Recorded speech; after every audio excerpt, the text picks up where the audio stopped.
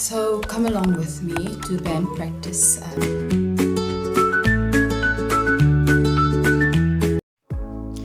I once read that it takes at least 10,000 hours of practice to master something.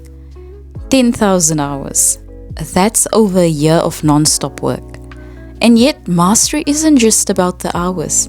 It's about the heart you put into them. Today was another chapter in my own journey.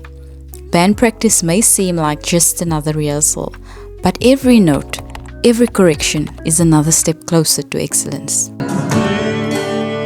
Jesus, yes, it is Jesus. That's the okay. Oh, it is Jesus.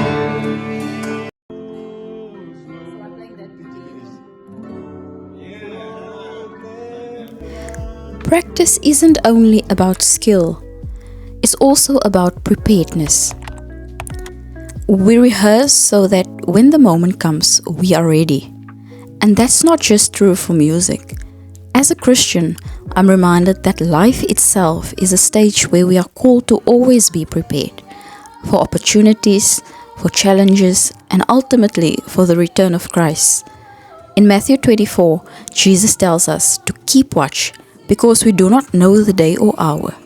Preparedness is both a discipline and a lifestyle.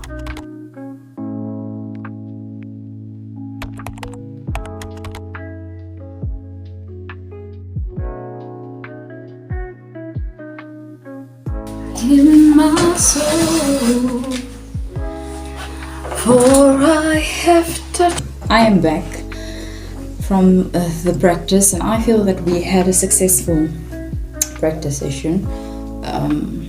And I was just asking, why are we doing what we do? Why did I go to church today and practice?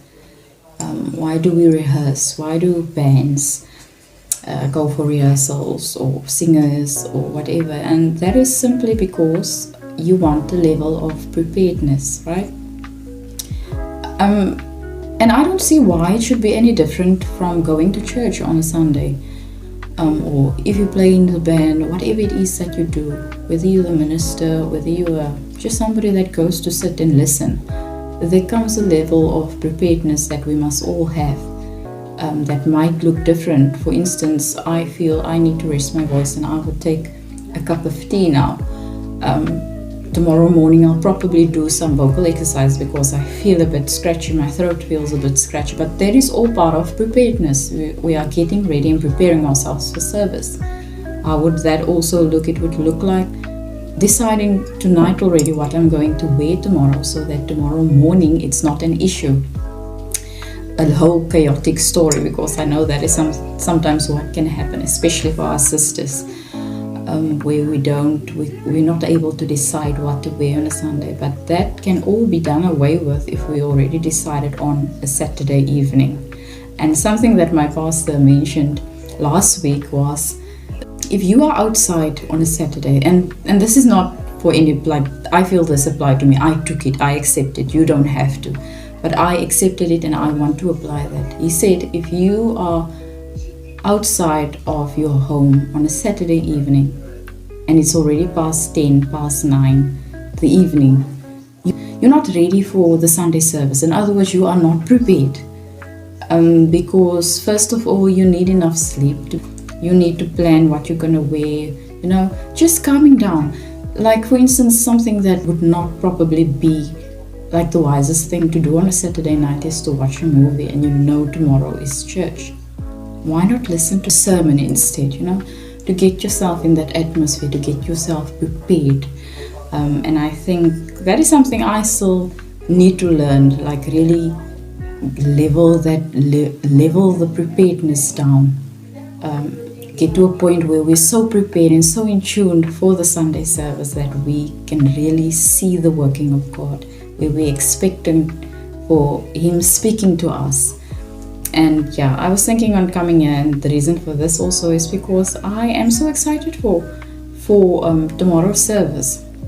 I really am, because Wednesday night the pastor mentioned what he was going to preach, what sermonette, And he said that we will go further this Sunday. And I was so excited because the week before that, those were the things that he mentioned were the things that I would talk to my mother about and something I would read or listen to. So now I am so excited for tomorrow's service. And so that level of expectation also contributes to the blessing that you will receive out of the service. And I think it's important also to realize that the service is not only about the sermon, but really the preparedness of the musicians, the song leader, and just coming in the atmosphere with the right attitude, the attitude of receiving a blessing from him. So yeah, I was just thinking, I am so tired right now and I'm gonna go to bed immediately after this, but I was just thinking to come and mention this here. Yeah, so have a good night and have a blessed Sunday.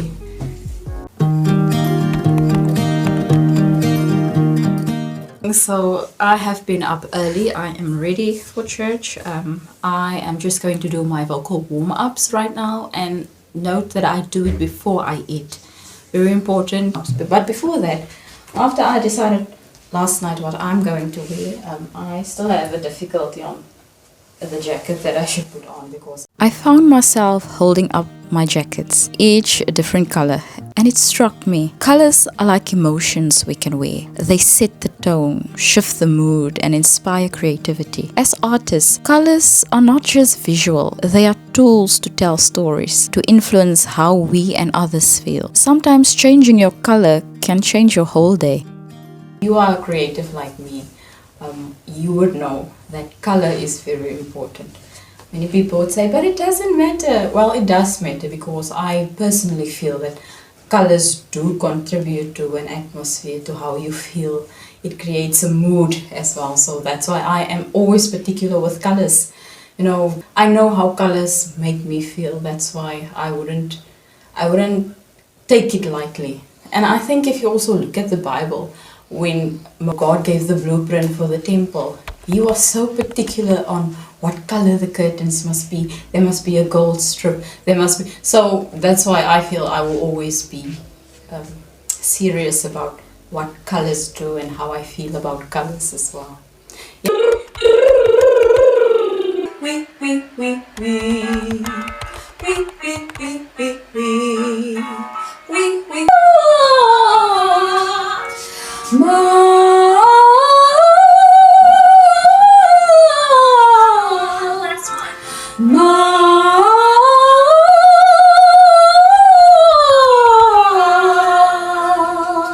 For your unsaved loved ones, oh, for total healing when the doctor said that nothing else can be done.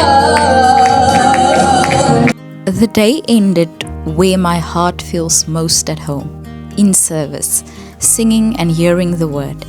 It's in these moments that everything ties together. The hours of practice, the discipline of preparedness, the beauty of creativity. All of it becomes worship. Because in the end, the greatest mastery is learning to give our gifts back to the one who gave them to us.